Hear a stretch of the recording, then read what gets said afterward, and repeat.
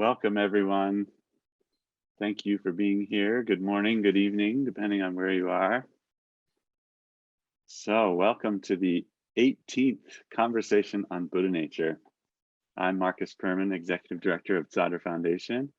Conversations on Buddha Nature is a series of online interviews with Buddhist practitioners, scholars, and thinkers on the topic of Buddha Nature, hosted by Tzadra Foundation in association with the educational resource website, buddhanature.org. For this event, our regular host, Lopan Dr. Karma Punso, will speak with Lama Shenpen Hookham, the founder of the Awakened Heart Sangha. You can watch all the past events on the buddhanature.org website, and they're now available as both video and audio recordings that you can download and play anytime. So please feel free to send questions with the Q&A function on Zoom or on Facebook comments during the discussion, and we'll have a time set aside for questions with the speakers at the end. So we're honored to have such a special guest with us here today. It's always a joy to see you and feel your presence, Lama Shenpen. So Lama Shenpen Hookham is the founder of Awakened Heart Sangha and principal teacher of the Living the Awakened Heart training. Lama Shenpen has trained for over 50 years in Mahamudra and Dzogchen traditions of Tibetan Buddhism. Lama Shenpen wrote a seminal work in the Western study of Buddha nature, her doctoral thesis at Oxford, The Buddha Within, which was then the first work by a Western writer to present an analysis of the Shentong tradition based on previously untranslated sources. She's also the author of There's More to Dying Than Death, Keeping the Dalai Lama Waiting and Other Stories, and most recently, The Guru Principle. She has spent over 12 years in retreat and has been a student of Khenpo Tsultrim Gyamtso Rinpoche, one of the foremost living masters of the Kagyu tradition of Tibetan Buddhism, since the late 70s. As you all know, Lopan Dr. Karma Punso is the recipient of Tzadra Foundation's Writer in Digital Residence Grant for Buddha Nature Studies and is our host for these conversations on Buddha Nature. Karma Punso is one of Bhutan's leading intellectuals and completed both monastic training in the Tibetan traditions as well as a doctorate at Oxford. He is the founder of the Loden Foundation in Bhutan, and his work is well known across the Himalayas and in Buddhist studies circles around the world. So without further ado, please welcome Lama Shenpen joining us from Wales and Karma Punso joining us from Bhutan. Thank you. Thank you, Marcus, and welcome, Lama Shenpen, and all our friends joining us from wherever you are. Tashideleko, Kuzu Zangpo from Thimphu. Before we start the session, why don't we spend a few moments to look at the state of our mind and develop the altruistic intention that this session and whatever we do bring benefit and good to both oneself and others.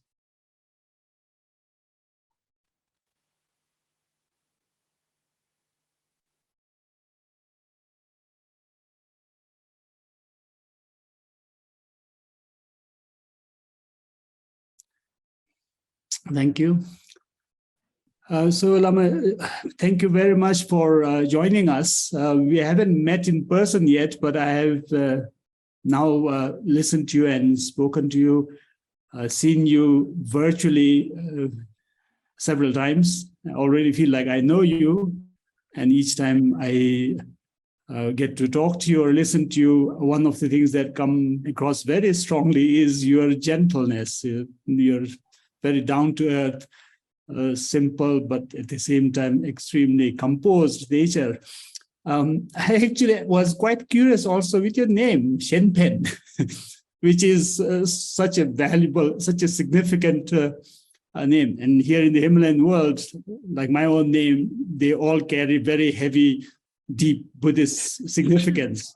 You got Shenpen. I wanted to start by asking you how you got such wonderful, marvelous name.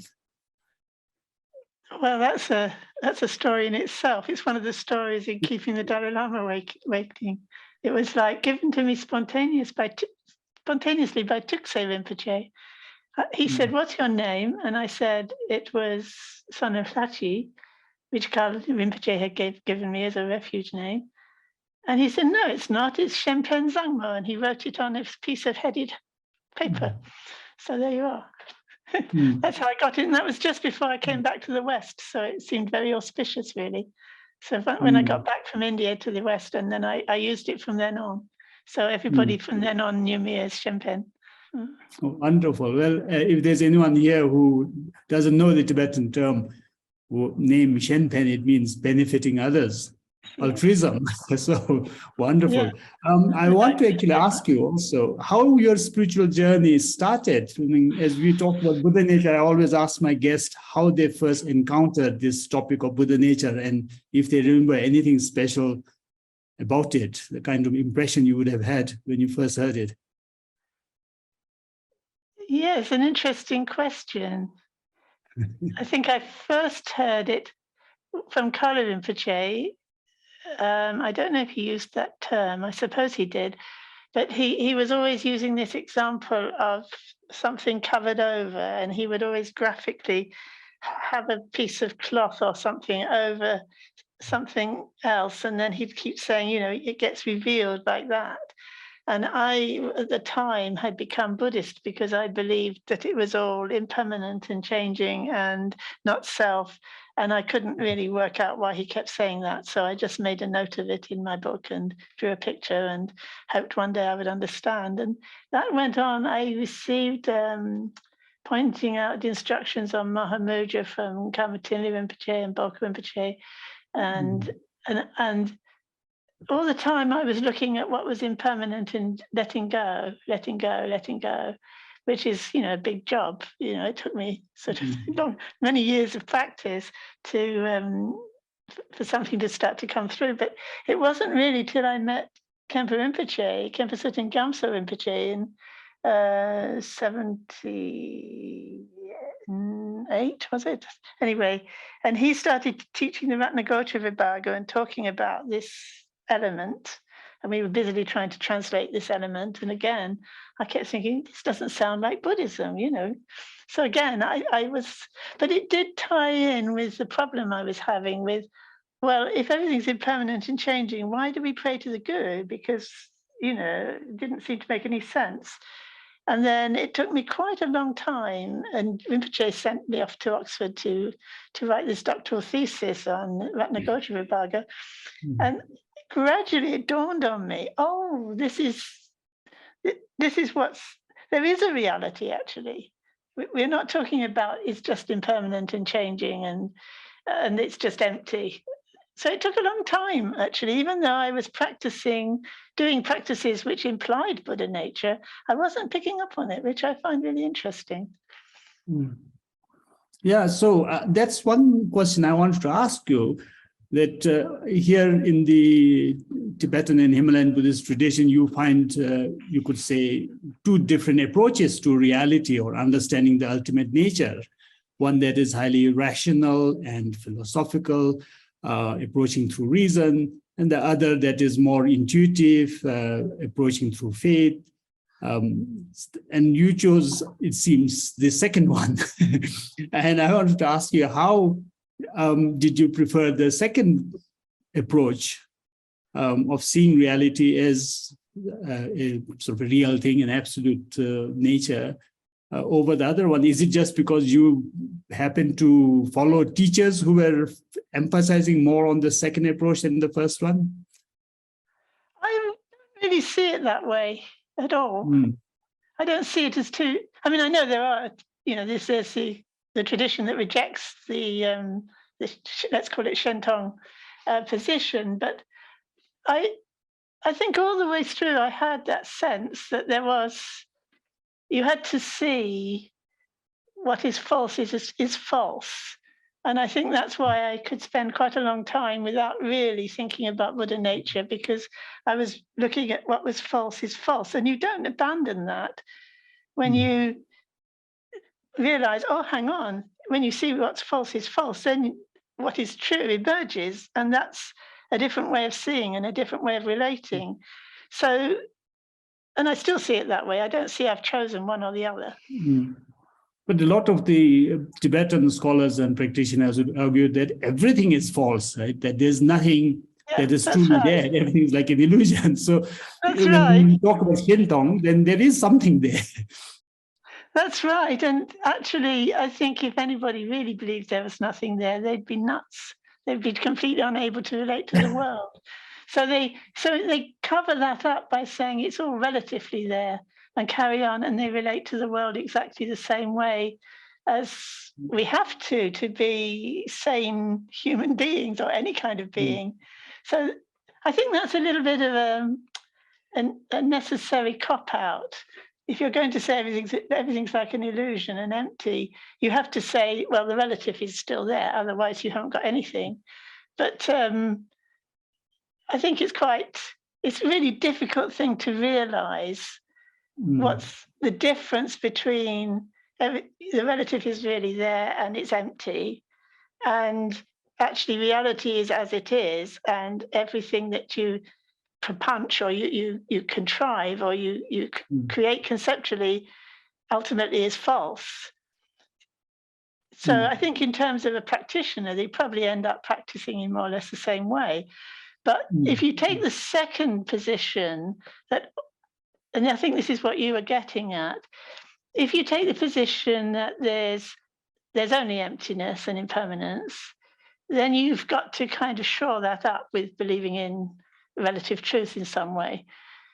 Whereas if you take the position that actually there's only ultimate reality, and that's what we're living in, and that's what we're relating to, but we've got a false view of it because of the way we're grasping onto our ideas and trying to exist in, just the way the Buddha taught, then you've got something to fall back on, which is, I don't have to do an awful lot of analysis to understand emptiness.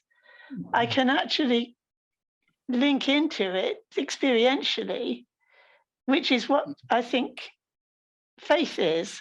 From the Shentong point of view, that's what faith is. Whereas from the Rang-Tong point of view, faith is just belief, which of course, is useful if you've got believing in the right things, but it doesn't have that same sense of connecting directly to the living heart of what it is to be a being, I think. Yeah, I mean, it's great that we are going straight into it. So what I was trying to sort of get from you is, even when we look at the teachings of the Buddha in the Kagyu canon or in the sutras, you have the sutras belonging to the second turning of the wheel, mostly declaring that everything is empty, everything is illusory. And then you have the sutras belonging to the third turning of the wheel, claiming some kind of a reality. And then I think you find these differences in, say, even writings of Nagarjuna, in his rational writings, like the root verses on the middle way. He's super critical and reductionist in this approach. Then you have his corpus of praising the Dharma Dhatu, where he takes this more positive approach. So I was wondering how you, in your case, found the sort of latter, the positive approach, more preferable than the sort of critical, negative approach. That was what I was trying to understand. I suppose I make this clear really in Buddha Within. There's two kinds of ways of taking an analytical approach.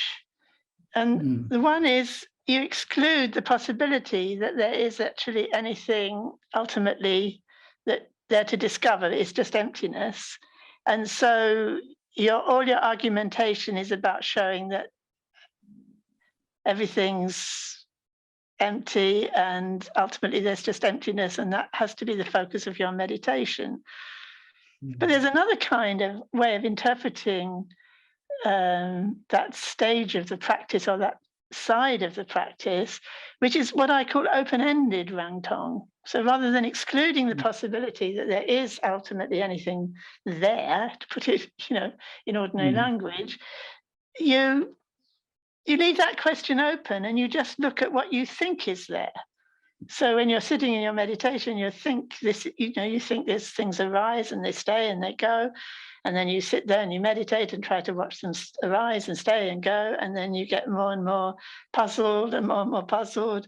And then your teacher sort of comes along and says, well, what are you finding? And you say what you're finding. And then they sort of kind of give you a little bit of a hint here and there. And gradually you realize, oh, actually, as Nagarjuna says, it doesn't make sense. If I think that exists, that doesn't make sense. If I think it doesn't exist, that doesn't make sense. If I try not to think of either of them, I can't think of a way of making it make sense. And then gradually those other teachings, as you could say, the more affirmative teachings start to dawn.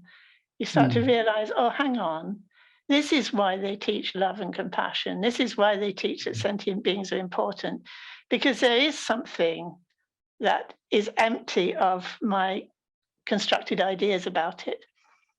I don't know if that makes sense. Does that answer your question?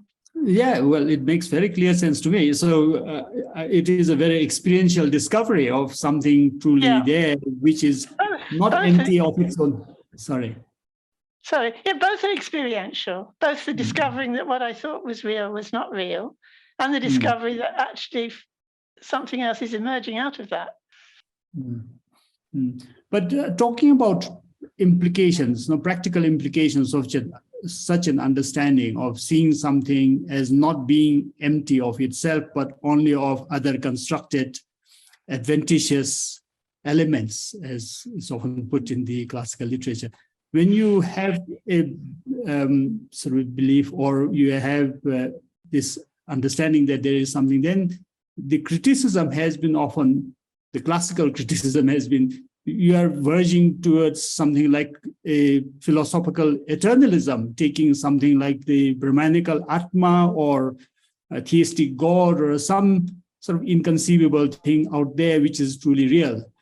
And then the argument that people often present is such experience or practice is not going to liberate you, it's not going to fully sort of lead to enlightenment.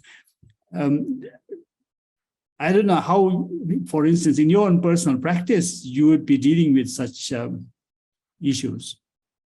Yes, it's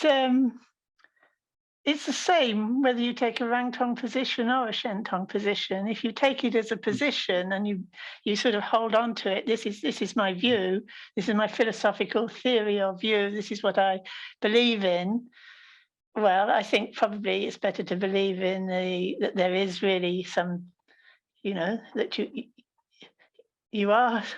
do exist rather than that you don't exist. But when you're actually practicing, you're having to look at why do I think that, and what is happening when I think that, and noticing that something's quite false, and then you can use the same language to kind of analyze and discover something that you do have words for. I mean, we say, oh, it's beyond words. Yeah, it's beyond words, but still you can point at it with words. And we do that all the time. And I particularly notice we do it with words like heart. That if I think about what's really important about myself or someone else, I don't think, oh, I exist and they exist. I just sense something directly that matters and is important. And I can't prove it intellectually. I can't prove that I'm experiencing another being. I can't prove that.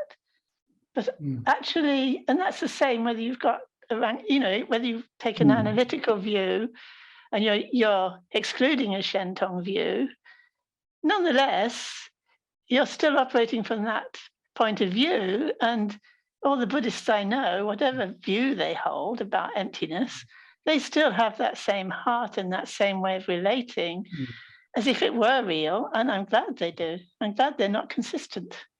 Yeah, I suppose one of the misunderstandings people often have of Shentong, this theory that Buddha nature exists independently or is only empty of other things and not of its own nature. I mean, they seem to be misunderstanding that such a Buddha nature is also conceptually sort of conceivable, or let's say such Buddha nature is of some prapancha, of a mental fabrication, whereas the Shentong view clearly argues that it is totally free from any such conceptual conceptions. So it more or less reaches the same point as the very sort of rigorous Rang-Tong view would take you. Absolutely. Absolutely. That's why I would call it an open-ended Rang-Tong view. You're demolishing all the false assumptions, all the constructions that we put over the top of what we're really experiencing. And then that's a really necessary ground for understanding that what's not that. So yeah, that's why I said I wouldn't separate them. I wouldn't say I chose one over the other. I could see that they were both very important. First, you have to, well, I don't know, some people, they seem to be very intuitive and they can actually find quite quickly what it is we're looking for. And then you see quite clearly what it is that's getting in the way.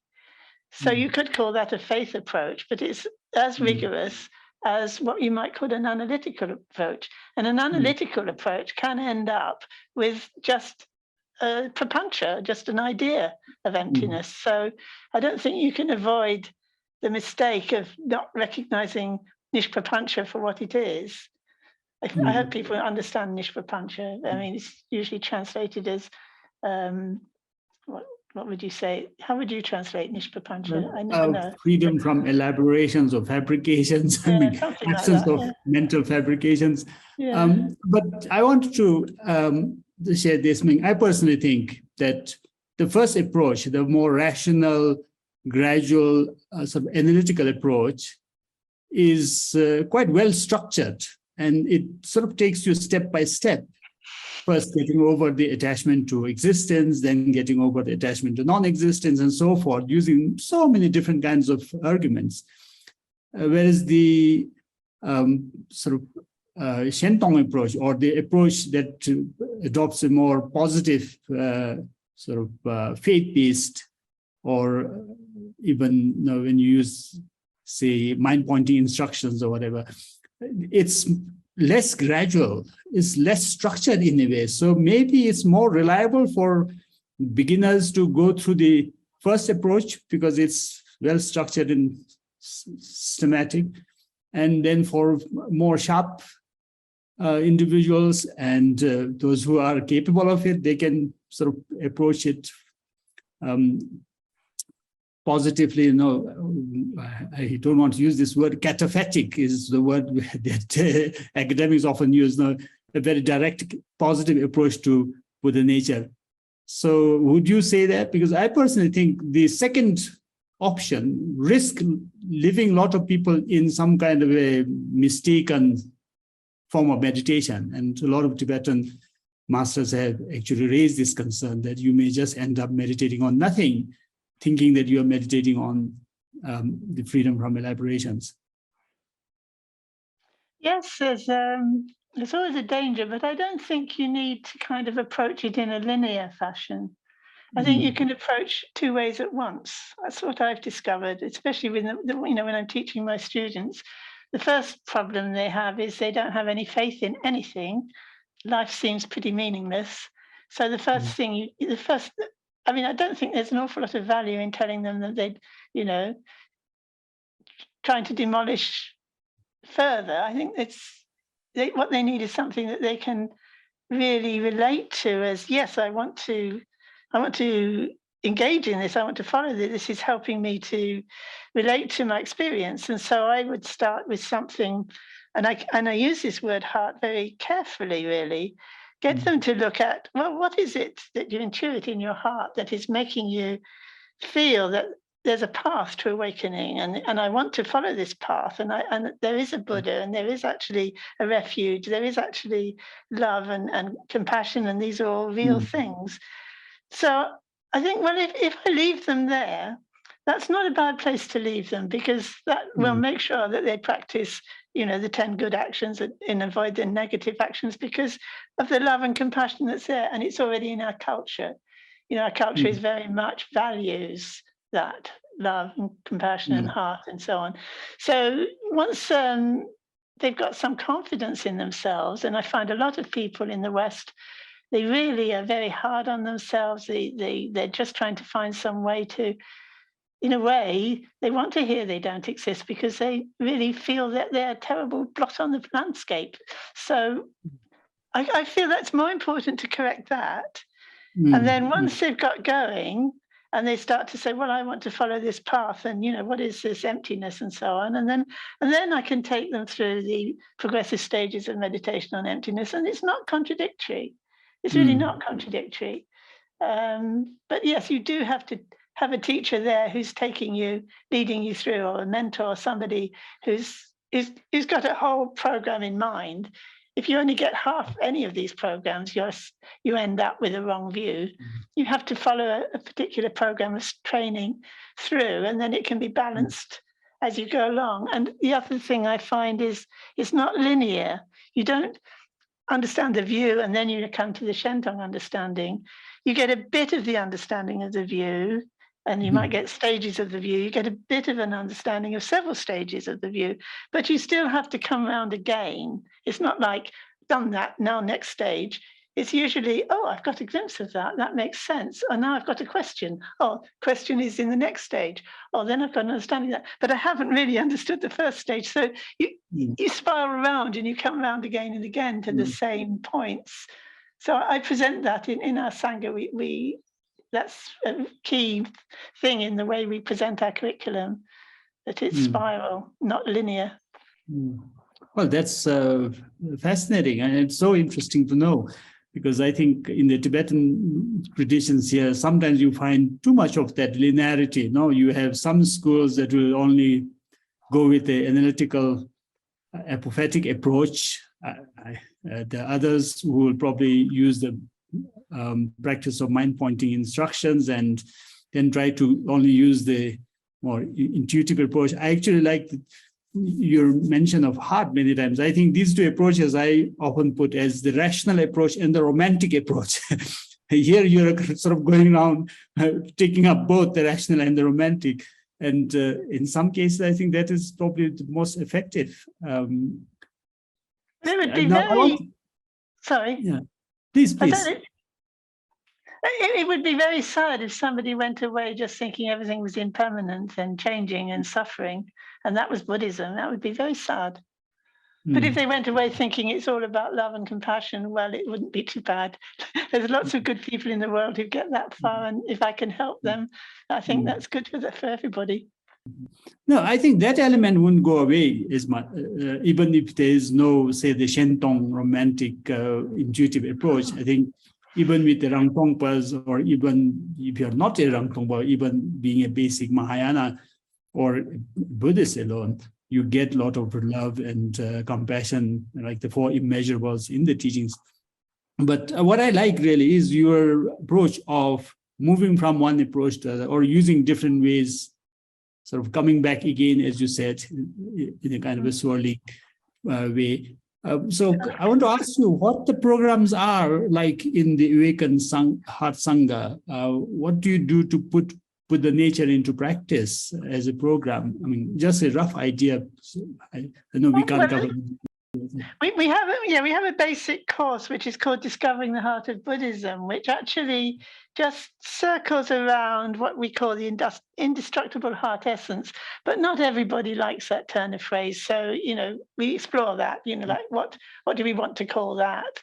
And then we look at we also look at heart and mind, because a lot of Kagyu Nyingma teachings about realizing the true nature of mind. But in English, mind goes up into the head and thinking, and it's separate from the heart, which doesn't happen in the Tibetan. So we look at that a lot. We look at how we're using words rather than jargon, and how we're using them experientially. And then we could sort of look then at the Buddha qualities, the Buddha nature qualities of openness, clarity, sensitivity, or you could say emptiness and clarity, and love and compassion, or however you want to name them. But we really explore them experientially. And then then we also look at what it is we long for in our hearts. So that's that sense of meaning that we're so much lacking in the West. And then I teach about Mandala Principle, which is a little bit of a departure, because now I'm introducing a technical term which I'm it's a whole new topic, but it does relate very directly to Buddha nature. Yeah, no, actually, I want to ask you about your work on the Mandala Principle, as well as the Guru Principle, but maybe later. So let's discuss the Mandala Principle as you approach it, especially in relationship to Buddha nature. Is it really reflecting like the traditional ideas of mandala? Even Buddha nature gets the term mandala especially in the Nyingma Tantras. I think we have like Shiju Rangshin Lingyu Duikil Kor, the naturally spontaneously established mandala as a epithet for Buddha nature. Nangsit Shirshingi Kilkor, the sort of the self-established or self-born mandala of appearance and existence, also referring to the ground nature that is Buddha nature. So when you talk about Mandala Principle in your practice and programs, what do you mean? How do you approach it? It's based on that very Shentong view of there is the reality with all its detail and complexity that is non-graspable, and it's seen by every being according to their own blinkers or their own vision. So it's based on that basic Buddha nature, which includes everything. It isn't just beings, it's everything. There's nothing, you could call it totality, which is a fantastic, totality means that you can't see it from outside itself because you're in it too. So one could talk a lot about that. But the way I introduce it is something more practical, actually, given that we in the West are trying to practice in our everyday life. We're not spending a lot of time doing shamatha and vipassana, but we are having to live our life. I find the way Trungpa Rinpoche teaches Mandala Principle and the way Rigzing Shigpo, that's my husband that I taught alongside for a long time, the way they're teaching it, especially Rigzing Shigpo, that it's actually something quite practical about what, let's call it my own personal mandala, my own personal world. And whether you've got a Rang-Tong view or a Shentong view, you still have to relate to your world. And even if you don't understand emptiness, you can still relate to your world. And that helps you to understand how your whole world is connected as a whole, all of a piece. It's not in bits. It's not something that's going to break up into bits. It's actually something I can relate to by being much more awake and aware and present in the moment. It presents itself as a whole, and then it presents others as a whole, and it presents a kind of connection, which I call a heart connection, of a meaningfulness of that whole, even though when I analyze it, I can't make it make any sense. If I don't analyze it, I can be a better person in all sorts of ways, especially about that where I end and another person begins, and how that actually is a very alive place. So that's the sort of approach. Maybe it gives you a bit of an idea. Very complex, but I can. But we do you can that. get a little feel of it. We do it all the time, very simply, don't we? We simply, our life is like that. It's so complicated, and yet we can relate to it so simply. Like moving my hand is so complex, but I do it so simply. So something like that. So that's all very close to a mind-pointing instruction, which I believe you also do in your programs, directly, of course, relevant to Buddha nature as well. So is it in your programs also pointing out the Buddha nature in the disciples, in the students? I think that's what we're doing, basically, but rather than putting it as a kind of grand one-off event, which ultimately probably is, but we're approaching it in we're spiraling around it and getting little glimpses of something, and really wondering about our experience, and that it can't actually, anything. You can't really pin anything down, but that doesn't make it disappear, and it doesn't make it meaningless. But you can't grasp it, and the less you try to grasp it, the simpler you are. The simpler you are, the more relaxed you are. The more relaxed you are, the more the Buddha qualities manifest. And that's, everybody's experiencing it at some level or other. Yes. So I suppose even dying, on which you have written your book, There's More to Dying Than Death. Dying itself can be that kind of process which is a display of the ultimate nature if we know how to really handle it or to accept it very romantically, positively. It's a powerful phase. How do you relate the dying process of dying in this respect? I think again, I build on what I find people already intuitively get.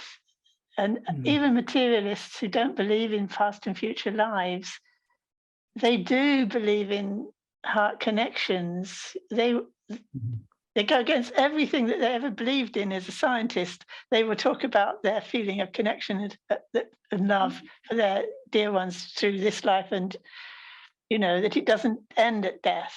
And I think that's a really real intuition that we have as human beings, and maybe as animals as well. There's this sense that there's more meaning to it than it just goes poof and it goes out. Although a lot of people tend to think, oh, well, that's what I believe, so I don't worry about it. But then when it comes to actually dying, there's so much sense of healing and connecting to others, and a sense of an onward journey, and all these things that actually put people from the Buddhist point of view, put them in a positive state of mind. And I think, well, we can use what people are intuiting already when they come to die. Of course, it's very profound, because the only way you can explain that is if it's true. If actually we don't go out like a light, that actually there's something there that is going to re-manifest in a different form. But that's very philosophical and theoretical, and if you try to sort of say, do you believe this or not, they wouldn't know what to say. But if you just talk as if it's real, you find people find a lot of comfort in it, which I find really interesting. So that's the way I would approach death for myself and all my students, in a very intuitive way, I think. Encourage people to go with that intuitive sense, and to what extent they can, if they are practitioners, then obviously to bring their meditation practice into that, to whatever level they've got at. But also not to give them the idea, oh, you've been meditating, so therefore you should be able to now see the clear light nature and blah, blah, blah, and meditate as through your death. I think I say to people, and I say to myself, what am I like at my worst? When I've got a cold or a headache, I'm ill. What am I like then? What do I have faith in there? What can I practice then? Because that's probably how it will be when I die. And so I try to induce people to have some underlying confidence in their own nature, and if possible in the refuge and the bodhicitta. People really like, Westerners really like the idea of, even if they've got no understanding of how it's possible, they love the idea of being able to save all beings or work for the benefit of all beings. And I capitalize on that too, because that will put them in a good frame of mind as they die. Yeah, no, I think that is so important, isn't it, to have that right state of the mind, and if possible, a very altruistic or compassionate state. But then I don't know whether you also in your circles of students talk about the process of death that is known in the Tibetan Buddhist tradition. And here you find a much stronger link between dying and Buddha nature, especially with regard to clear light. And of course, also with all the visions you get after the final point of death. But somebody like me, when I look at it, they work perfectly well in the Himalayan Buddhist cultural context. Now, if you had to sort of render that in a sort of Western context, how easily can you relate it? I'm sure there are sort of universal sort of principles or values that are embedded there, but you probably need a new language or cultural sort of references to make it more effective. For instance, the experience of clear light or the deities in Bardo. Do you teach these, and how do you do that if you do? I don't particularly. I tend to talk more in terms of mandala again. That your own personal mandala, this body is going to disappear, and what appears next is not so sure. But if you take refuge, the Buddhas have a power from their own side, and they can actually draw you towards awakening. If people say, "Oh, I love Amitabha," or "I love Avalokiteshvara," or "I love the Buddha," and I think that's good, then go with that. That's good. And then quite a lot of people, if you say to them, "Pray to the Buddha," they immediately have doubt. Whereas if you think, just have confidence in your true nature and make very strong pranidhanas to keep on the path of Dharma, then, and I'll take refuge or bodhisattva, they can do that with much more confidence. And if they're the sort of person, and I think you have to have some karmic connection with these visions and things, if that's going to appear, then they're going to know how to deal with it, and they can read the books. But I don't say to people, there's this big complicated practice you're supposed to do when you die. I mean, they're dying, for goodness sake. They're not. These are quite intricate and difficult things, and they can all understand not grasping. And anyway, when you read more carefully, you see, oh, this whole process of dying is laid out like that. It can all be over in sort of a matter of seconds. It depends on the being. It depends on who you are. And I think, well, the least sort of ideas and expectations one has of oneself at that time, probably the more confidence you have. So I encourage students to practice what they practice every day. That's what I'm going to do.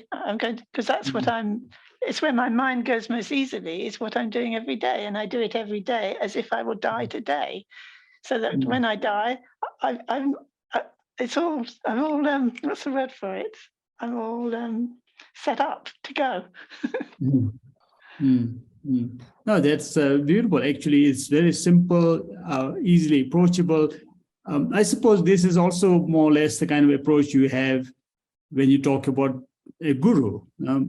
Since you have been working on the guru principle, instead of going on too much about all the complex issues and things you can sort of talk about and discuss regarding the guru, maybe you again take a very practical, simple approach. How is guru presented, especially looking from a Buddha nature kind of lens? How do you see the guru principle? Well, how I see guru principle is the principle that actually Buddha nature is all-pervading. It's all the Buddhas, and they all interpenetrate. They all interpenetrate with each and every one of us. And if we open to that principle within us, we will see it in all our teachers. We will see it in our friends and family. We will see it everywhere. We will see it when we die.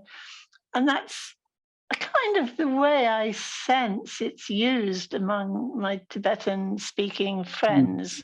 It's got a very, very wonderful feel to it, of like, perhaps it's a central term like maybe God is in another religion. It's something that, yeah, of course, the guru, the teacher, the one who's leading me out of samsara, it's the Buddha. And I think that gets lost in the transition from those cultures into Western culture, so that the term guru doesn't have that resonance at all. So that's why I've called the book Guru Principle, that there is this principle that has this resonance of Buddha and all my teachers and the whole mandala of the Buddha Dharma Sangha. If I just keep taking refuge in that, and this one word sums it all up, I think that's more or less where the culture is pointing.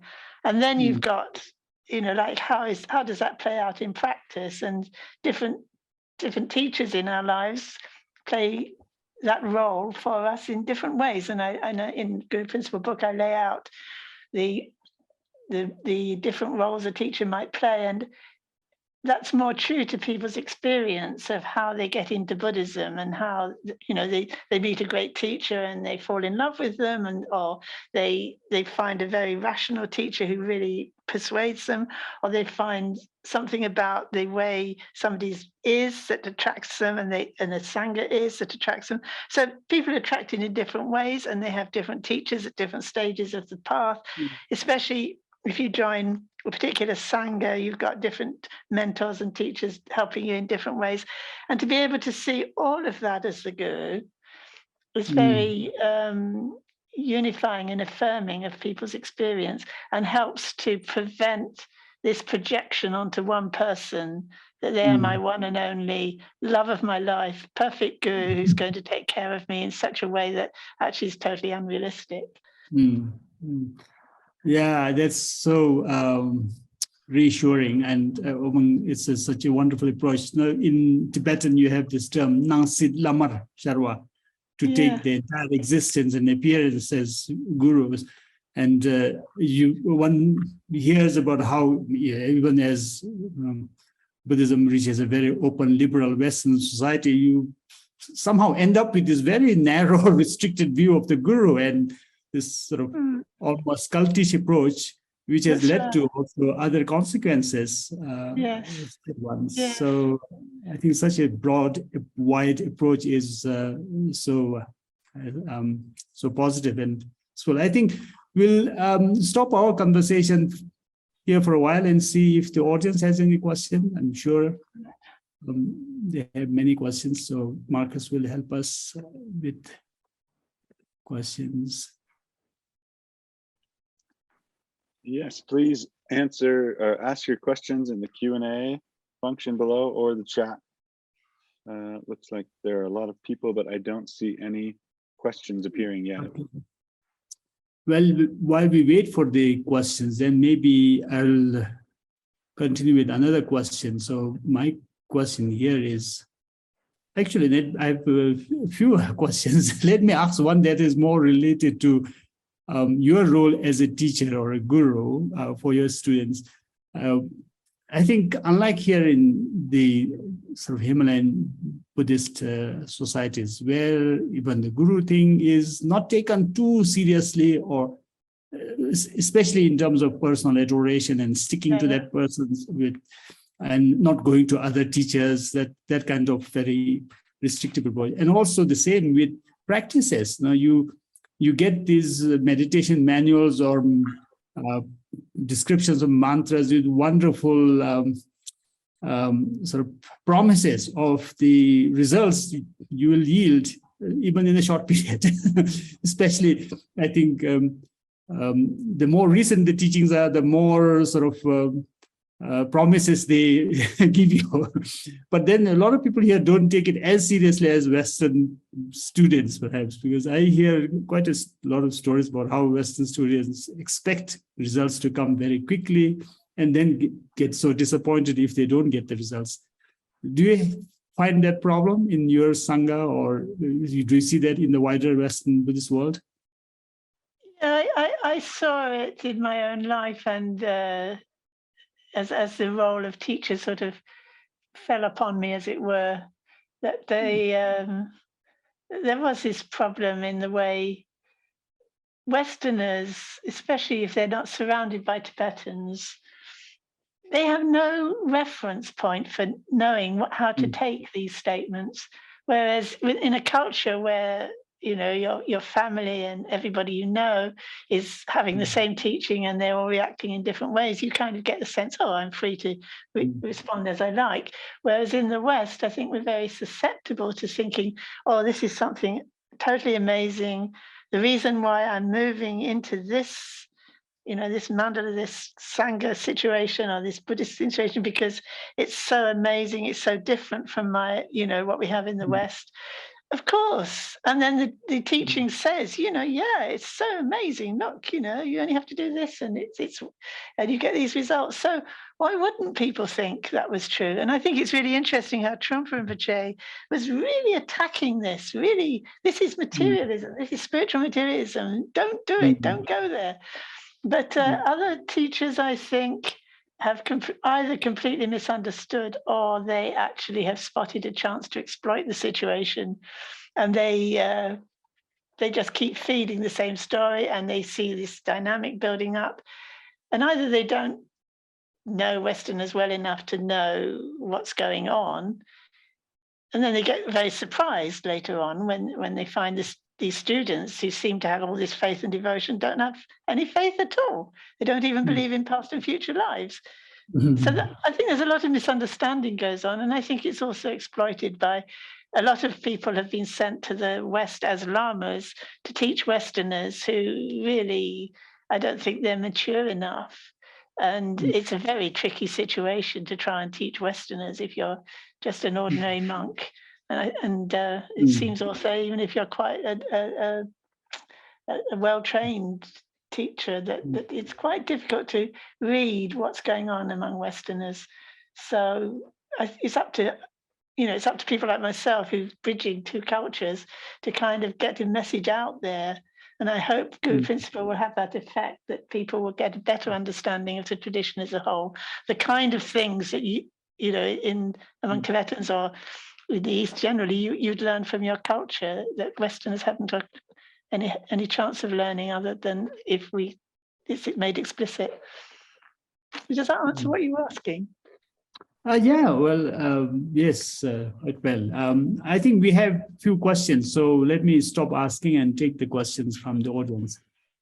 Yes, now there are quite a few questions. One question is, in response to the question that the positive faith approach is less structured than logically breaking down our present way of seeing the world, would you say that this is why you created the Living the Awakened Heart training, to show students the initial evidence of their true nature, thus building confidence in the true rather than demolishing confidence in the false?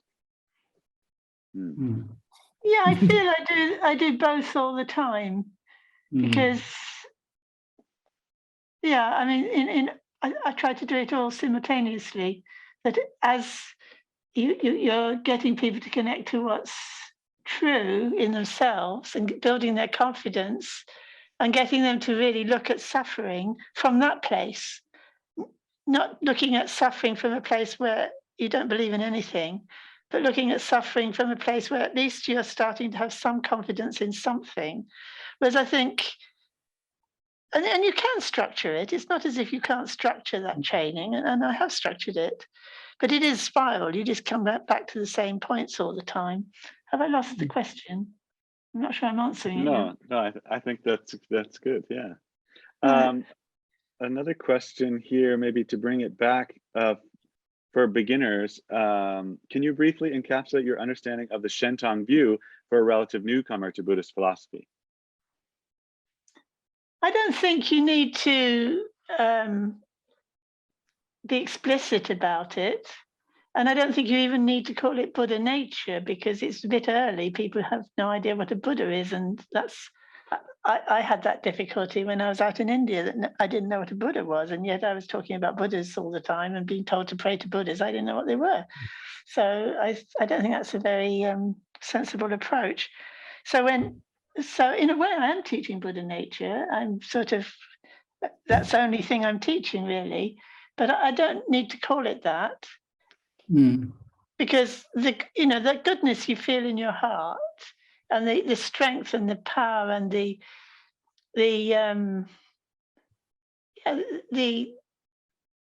force of the inspiration that's coming from that, and the way that integrates into our life, this is common to all humans. They've all got that. So you don't need to call it Buddha nature. And I do, if people ask, then, yeah, we can call it Buddha nature. But rather than trying to say, oh, what is Buddha nature? I'm trying to get them to understand their nature, because if they understand their nature, they're understanding Buddha nature. So that's how I approach it. I don't know, is that, I've forgotten the question now. Well, I think the question also was asking just more generally, what is Shentong? Like some people on this call may not know, on the Zoom webinar, may not know what Shentong is exactly. So I think the only reason that we need to use a term like Shentong is if people have been told there is nothing, there is no self, there is no, everything is impermanent and changing, and that is reality and the only reality, in which case it needs correcting. And then you need to say, well, that would be a Rang-Tong view. And it just shows what you're looking at and constructing is false. And if you sit in your formless meditation and you look, just keep looking at your experience and see if you can find anything that's like that. And then also see if you can find anything that actually is like open, clear, sensitive, that's always there. Can you find something like that? And then see what they report.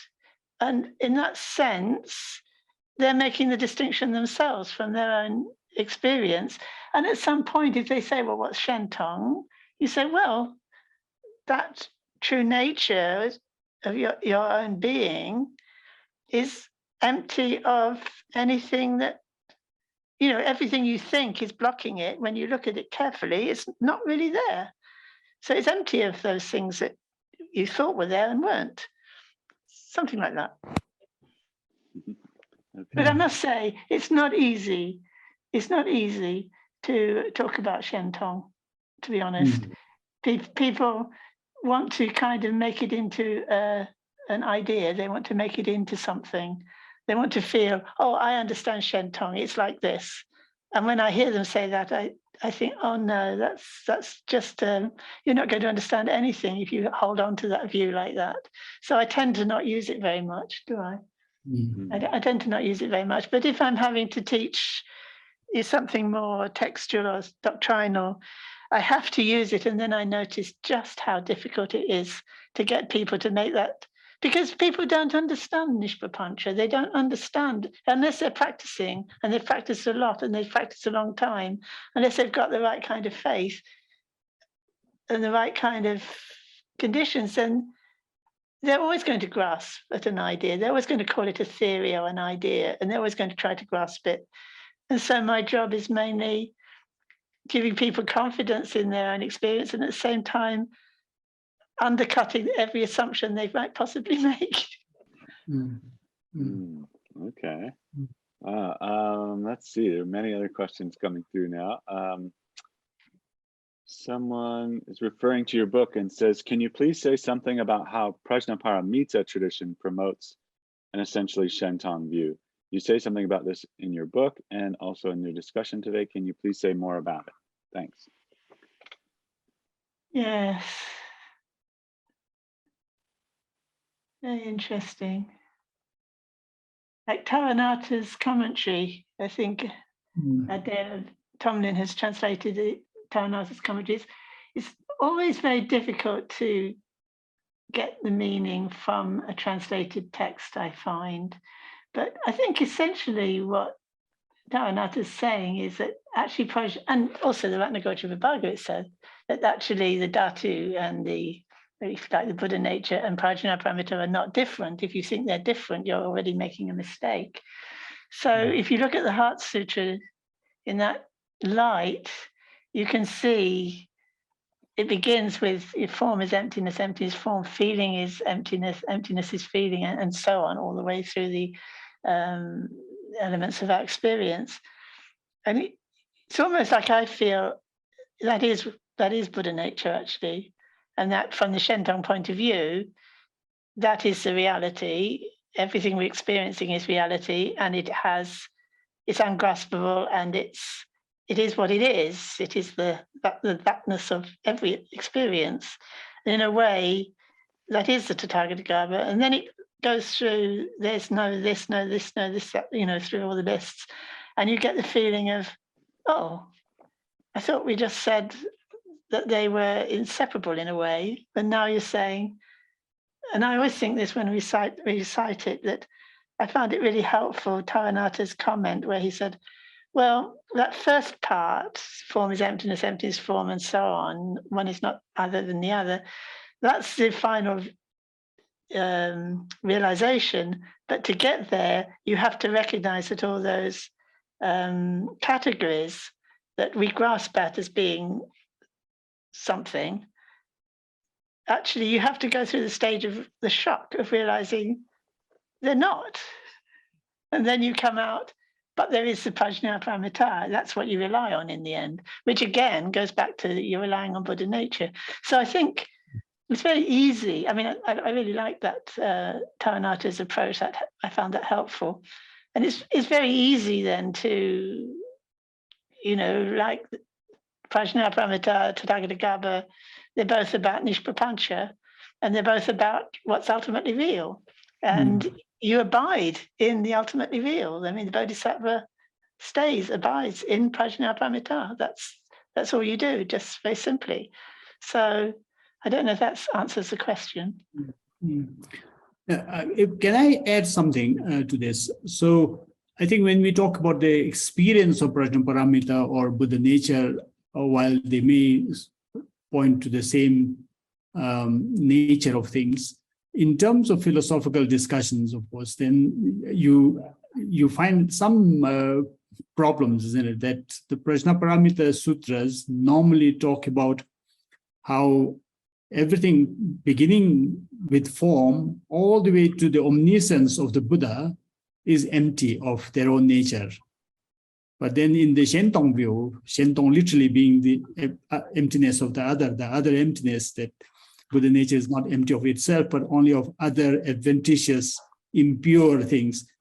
So in the Shentong view, you have omniscience. The qualities of the Buddha is still real and latent in your nature, not your Buddha nature being empty of such enlightened qualities. So it does sort of contradict, at least philosophically speaking, or in a scholarly context, the Prajnaparamita Sutras and the Buddha nature, the Shentong theories of Buddha nature don't very smoothly align, do they? I mean, how do you take that? Not on experiential level, but philosophical explanation. I suppose I wouldn't call Buddhism philosophy, actually. And when you look at the sutras, and I haven't looked at all the Tathāgatagarbha sutras, but I've read Dolpapa's Vitra, and he sort of quotes pages of these sutras, and he says at the beginning, well, if you read these sutras carefully, and I haven't read it for years, so it's going to be a bit vague, but I seem to remember it would say, the Dhammas, they have no self-nature. The Dhammas, their nature is nirvana. And that one line would follow off the other, and there'd be statements like that all the way through the sutra. And Dolpapa's saying, well, obviously you have to distinguish, because otherwise it's contradictory. If you make that one distinction, the sutra makes complete sense. And I think that's true, you see. If you see the Dhamma is empty of self-nature, it's nishprapancha.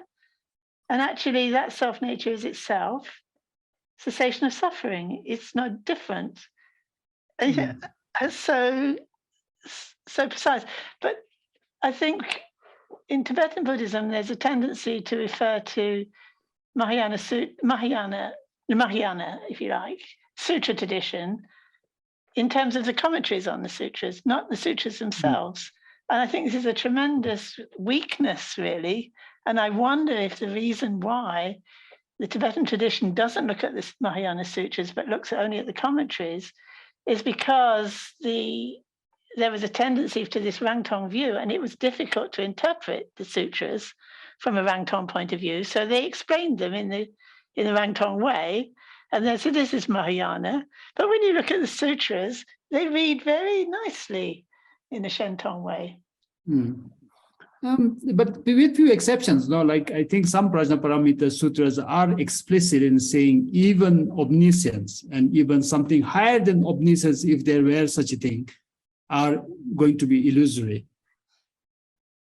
I think there's a very interesting point there, that sometimes if you read it, you can see it's attacking somebody who's actually, if you like, hypostatized the the Dharma, who's made it into something, and even omniscience, even the Buddha, doesn't exist in that way. Yes. So that's making that point very clearly. So I think that's a valid point to be making and to be emphasized. So it depends what mistake your audience is mainly making, doesn't it? The point you're going to emphasize. Yes, yes, indeed. There are lots of questions, so I'm not sure how long we should go on. Marcus and Lama, please advise. I think, Marcus, you can deal with the questions. Would you like another question? Yeah. Sure, I can add, there's just definitely many more. Could Lama Shenpen say something more about totality and how that relates to, quote, my own personal world, and what she means when she says that if she doesn't analyze, it makes her a better person? Oh, that's two questions, isn't it? Yeah. Let me just write that down because I will forget otherwise.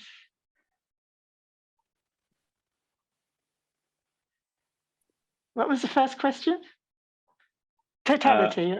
Totality, basically asking about totality and my own personal experience, what those phrases mean. And the second one is about if you don't analyze, it makes you a better person somehow. Well, there's no hope that I would be able to sort of give a whole explanation of what I mean by that in such a short time. I mean, but I think it is interesting, this, what I was saying, that, and the way Trungpa Rinpoche uses totality as well. He says, was it totality is the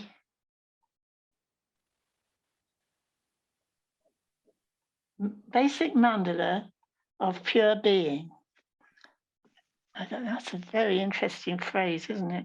But what I noticed myself when I'm trying to think about what's Buddha nature and what isn't Buddha nature, and the kind of sense of, well, how could there be anything that's not Buddha nature? But then how do I practice realizing that? Because whatever I do, I put myself outside and try to know it from the outside. I try to know totality from outside. And I find meditatively speaking, if I'm meditating rather than philosophically, I mean, I think it's a mistake to think that Buddhism is basically philosophy. Of course, it's had to defend itself in the face of philosophy. And you know, if you get into that world, you have to philosophize. But to practice, you don't. You just have to look.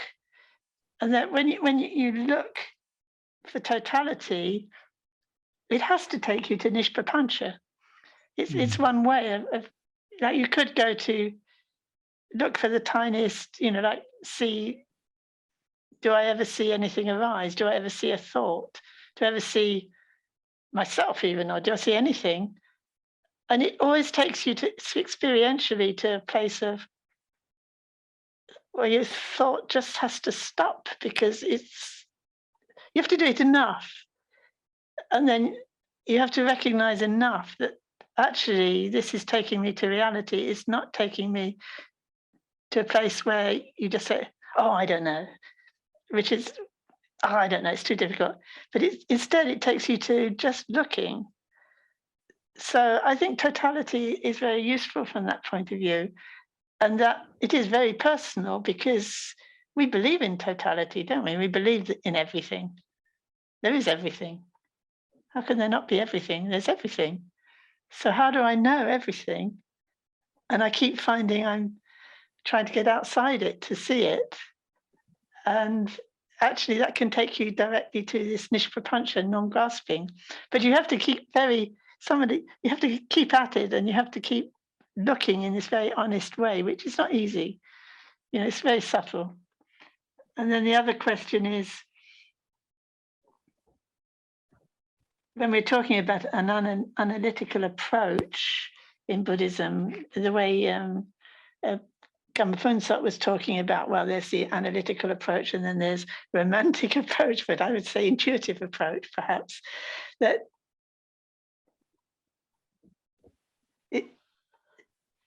you can analyze in the sense of you're looking at your experience and you're seeing it doesn't make sense. If I think I'm outside of totality, it doesn't make sense. I can't even know it if I am it. And then what does that mean about the nature of my experience? It's sort of analytical in a very subtle way, but you might call that reflection rather than philosophically trying to pin anything down. It's like using the same sort of rigor that you need in philosophy, but just applying it directly to your experience. And even if you do that just a bit, if you just look at, I think, you know, this is me, and that I last from moment to moment, and that I'm important, and these are my things, and I'm attached to my things. Even if you analyze that a bit and realize, actually, none of that's true. I don't know what is true, but you just loosen up your attachment to your ideas about things. You're already more open. You're more already, you know, your heart's just that little bit more open. You're more able to respond to other people. You're already managing to work with your kleshas better just for not being so sure of your own ideas about things. But that all takes a long time, a lot of training and a lot of work. Don't know, does that answer the question, or at least address it, even not answer it? Yeah. Yeah, you also partially answered what somebody was asking me, I think, specifically about the romantic approach. I was using the word romantic to contrast it with the rational approach, as you find these two in Nagarjuna's writings. And I think the term totality, I like it. It actually can be kind of a liberal translation of Dzogchen, total completion. Absolutely. Fully complete. And it's not only with regard to length and breadth of the existence or reality, but also in terms of the sort of fullness of our being. I think we are always primordially full and complete in our goodness. And that's all we need to sort of reveal. And you can do that through a gradual analytical approach by removing all the misconceptions. But I think in the Nyingma or the Kagyu and even the Zen traditions, you have this more direct experiential approach where the Lama helps you sort of recognize that totality. And then all you have to do is fully embrace it wholeheartedly and seek to be with it rather than conceptualize and philosophize. And so that's what I mean by romantic. I think there was a question about sort of holistically, wholeheartedly embracing something. And I think that relates to Guru Yoga as well, doesn't it? That in Tibetan, in the Dzogchen and Mahamudra traditions, it's like it can be all summed up as Guru Yoga, but then Guru there means this whole Guru principle of totality. The ultimate Guru, the definitive Guru. Yeah. Wonderful. But also I find as Westerners don't have the idea of Adhisthana and Pranidhana. And I find that that's a big eye-opener for my students, that there's such a thing as Pranidhana. In Tibetan, that's Munlam, and it's often translated as wishing prayer, which sounds a bit weak in English. But actually, it's the whole thing. I mean, the whole refuge and Bodhisattva vow and, you know, all the tantras, everything's based on Munlam and connection and the Adhisthana coming to us, the Jinlab. And that connection aspect of Tendril and living in the culture, the Tibetan culture and in Eastern culture generally, I think there's these three principles are basically what religion is about. You get yourself in the right place, you make the right pranidhanas, you receive the right power in some sense or other, and then you just try to be good as you can, and depends on your karma, you know, like whether you can make a lot of progress or not. And I find that already helps people to relax a bit, you know. So a few more questions, Marcus, or sure. If it's okay, Lama, I think we can push it till 10:20 or so. Okay, let's see. My time, 10:20, so it will be. This is quite late for you on Bhutan. Let's say 25 past the hour, we will stop. Keep that going. There's a question about resistance in practice. Someone saying, when I intuit what the truth is, I often find myself very resistant to that. For example, starting to fall asleep when I'm really trying to listen. Can you explain a little bit about that experience? Again, it's quite, one way of thinking about it is Mandala, that there's one part of oneself that really wants to kind of listen to the Dharma and open out to it, and it's very challenging.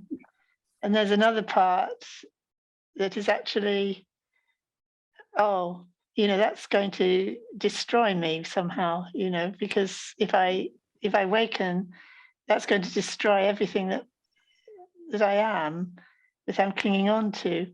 And then somehow there's a kind of, the Mandala guardians sort of think, getting emotional, and they either get impatient or they fall asleep or they do something to stop being invaded by the truth of the Dharma.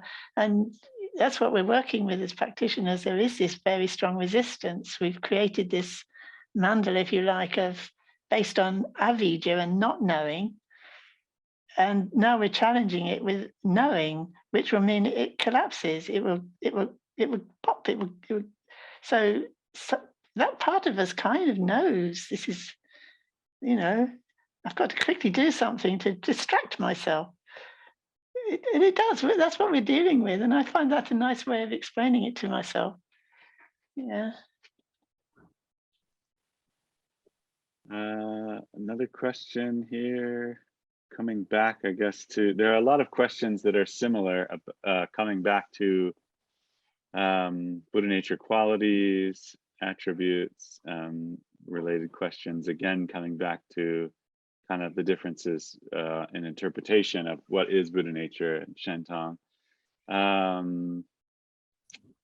And also questions about divine nature or confusion of Buddha nature with some kind of godlike thing. So maybe you could just speak more generally about that again, about the danger of viewing Buddha nature as something reified or godlike. Yeah, I can say a few things about that, because in my own experience, I began my spiritual path as a Christian, a very intuitive sense of the presence of God and the heart connection to God. And, right through my childhood, that's what supported me and kept me going. And then when I came Buddhist, I thought, oh, that's all wrong. And I just threw it all out. And then I was told to pray to Buddha. I thought, well, hang on, I've just thrown out God, what's going on? But it was just kept coming up as a question. I didn't focus on it very much. But then as time's gone on, I've realized it's no use just thinking there's no self or there's no God, or this is theism, or this is just thinking. It all depends what those words mean to you experientially. So I can talk to Christians who, when they're talking about their own experience and they're opening their heart to God and feeling the presence of God, I think, yeah, that's it. Yeah, that's it. I have no argument with that. And they say it's not a concept, you can't grasp it, you have to be humble, you have to kind of open. Yeah, that's right. I can really talk with somebody who's talking like that, and we can talk about the subtleties of trying to reify that, even if you're, in a theistic religion. So I don't think the division is really between theistic religions and non-theistic religions. I think it's more a difference between how subtle you are and how open you are, and how you can use words just to kind of get in touch with your experience, rather than using words as kind of little hammers to hit things with, like this is that, this doesn't fit with that, and you can't get beyond that. And I think, you can get, that's more important really to me than actually what you say your religion is. It's We were talking about this the other day, weren't we? Jonathan? So Yes, yes. I was actually, even at the beginning of this conversation, I wanted to actually know if you had any, if there was any link between your sort of more Shentong view of understanding Buddha nature now and your Christian background. yeah, I would say there was. There was, you know, that I actually fought against my Christian background for a long time, to my detriment, I think. I think I was missing the point of Guru Yoga because I could only understand it like I had been praying as a Christian, and actually I was intuitively on the right track, and I just kind of closed it down, and I had to kind of open it up again and realize, oh yeah, it was the wrong I was correcting the wrong mistake. No, I was trying to correct something that was right and making a mistake. Yeah. It's very interesting, that, isn't it? Yes. And I suppose it actually makes it richer and also opens more avenues than one to approach that kind of real nature, ultimate nature. Because you already approached it in two different ways. When we talk about two big religions, but of course, many other approaches also within Buddhism you must have explored. I have also been thinking, that if you really get it, if you really sort of grasp, not maybe grasp is the wrong term again, if you hit that sort of state of nishprapancha, freedom from all conceptual fabrications, and that nature of your mind, even through some presentation of God in Christianity, Christian mysticism, you probably get it. And if you're caught up in this verbose scholasticism in Buddhism, you'll still be stuck in this conceptual sort of entanglement. So I suppose, I think it is Bimala Mitra who said, if you recognize this point, even a cowherder will get enlightened. And if you don't recognize the point, then even a learned scholar will wander in samsara. That's a wonderful quote. Yeah, no, I really love that. So, yeah, maybe with that, we close the session, Marcus. Okay. Yes. So once again, Lama, thank you very, very much for joining us. One of the things that I wanted to ask you, but I think it's not necessary. I read that you started working on your book, The Buddha Within, partly because the discourse on Buddha nature in the West was dominated by the rational analytical Rang-Tong approach, and there was sort of considered as an orthodox mainstream view, and then the rest are considered sort of deviant. But I think works like what you have done and also other works have contributed to balance that approach, and we now get this diversity. That's a big improvement. So thank you for that, and thank you for joining us, and also thank you very much. I thank you very much for inviting me and enabling us to have this discussion. It's been very, very exciting, really. Thank you. Thank you. Thank you so much. Thank you, everyone. Thank you, everyone. Thank you.